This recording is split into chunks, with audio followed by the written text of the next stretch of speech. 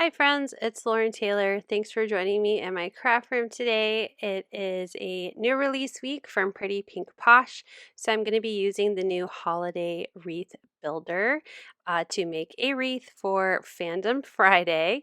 I'm also going to have a sentiment from the Winter Greetings stamp set, and I'm going to use the coordinating die to cut out "'Tis the Season."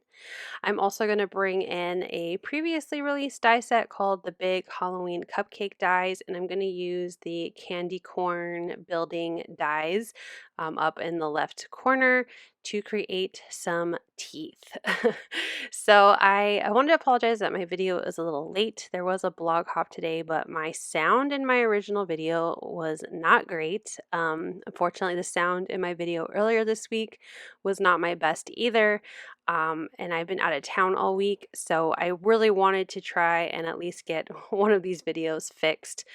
So pardon me for being a little late for my Fandom Friday, and my blog went up like so much earlier today. But let's jump into our building. So as you can see, I did a lot of die cutting from the holiday wreath building die set from Pretty Pink Posh, and I die cut out the scallop wreath and then a bunch, and I mean a bunch of the kind of pine needle styled wreath pieces, and I'm going to go around and I'm going to glue on the outside of the wreath. So I'm not really going like out of the circle. I just want to fill in my scallop circle. So I'm going to the left, I am going in one direction, and to the right, I'm going the other direction, and I'm going to meet at the top. And I'm really only adding glue where the center of it is going to attach to the scallop part. I wanted the pine needles to still kind of stick up and have dimension. After I went around the outside of the loop, I'm going to go in the same directions for the inside of the loop. So again, going out to the left and out to the right. Now for the middle, I'm going to go the other way. So instead of starting from what looks like the bottom of my wreath right here, I'm going to start from the top and have my pine needles come down the other way.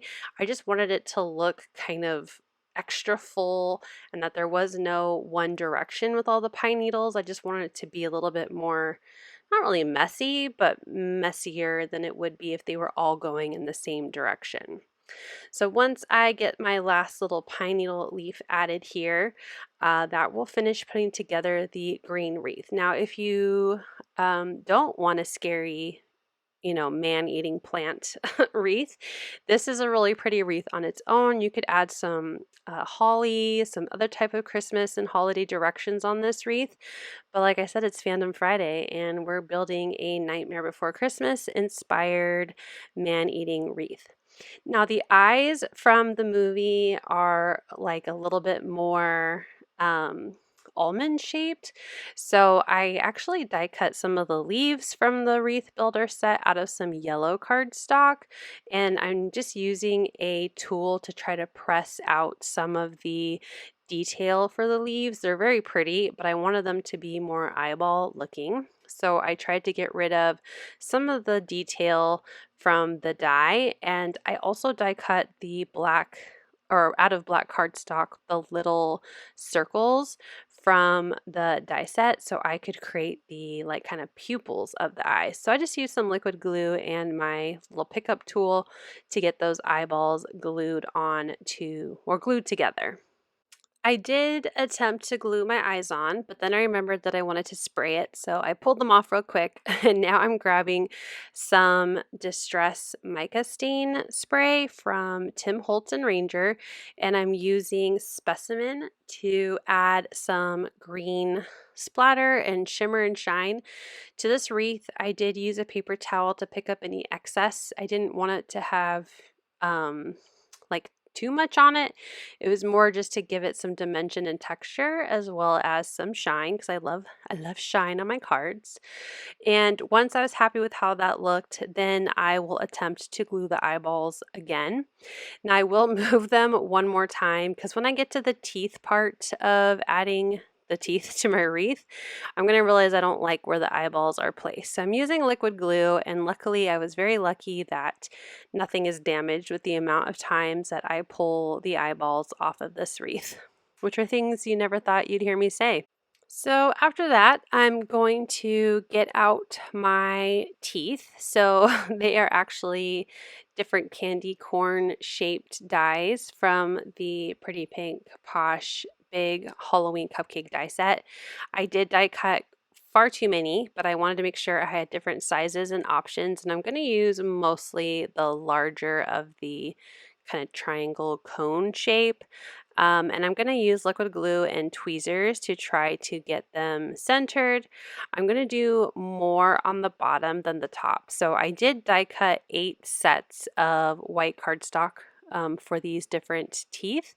And I'm going to use 8 of them on the top and bottom. So I started with adding the middle 2 on top and bottom, again using like my grid to help me get it centered. You can see here how I didn't like the eyes in comparison to where the teeth were. I guess I did lose a little bit of pine needles, but it works out fine. So I just brought them up and centered a little bit more. It's giving very like Grover vibes right now. So I finished adding in the 8 teeth, 4 on top, 4 on bottom, and then I took the medium-sized candy corn and just added 2 more to the bottom next to the large teeth.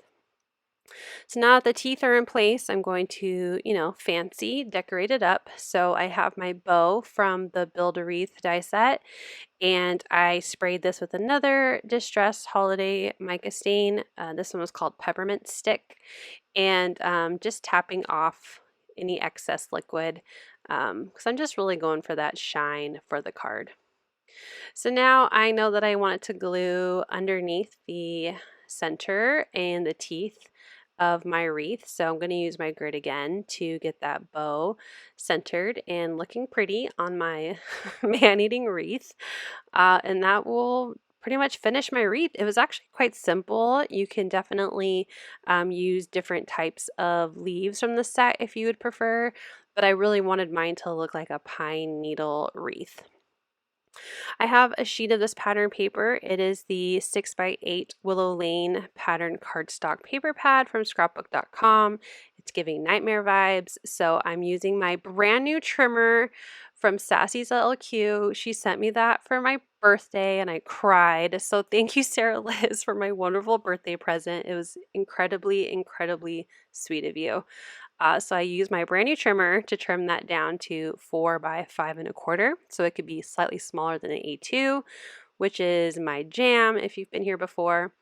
But I didn't like that it was black and white. I wanted it to be black and gray. So I'm bringing in black soot distress ink and a blending brush and darkening up that cardstock.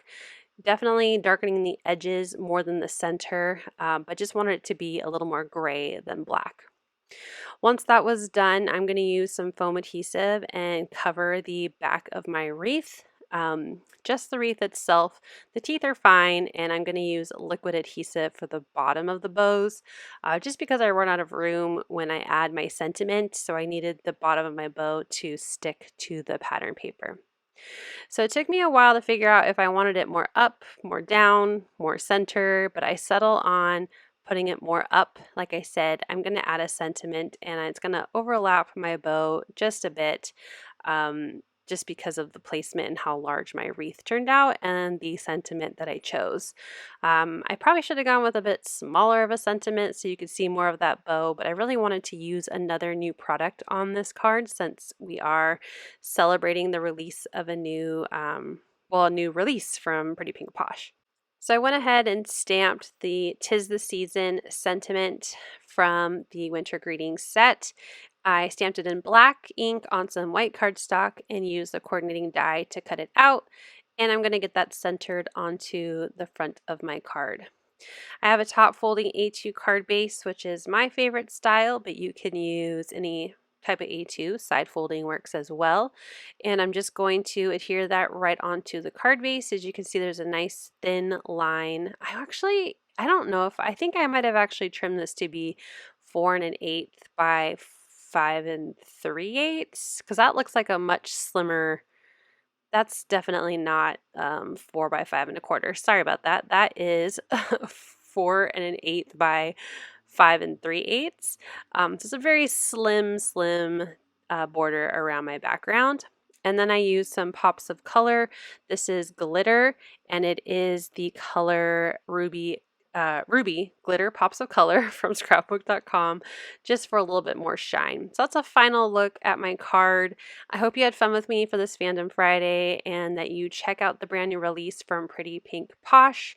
Always let me know what you want to see on a future Fandom Friday video. Thank you so much for watching. I hope you'll click like, and if you're new here, I hope you'll subscribe and come back. As always, you can find everything I use down below in the description box. Thank you and have a wonderful day. Bye!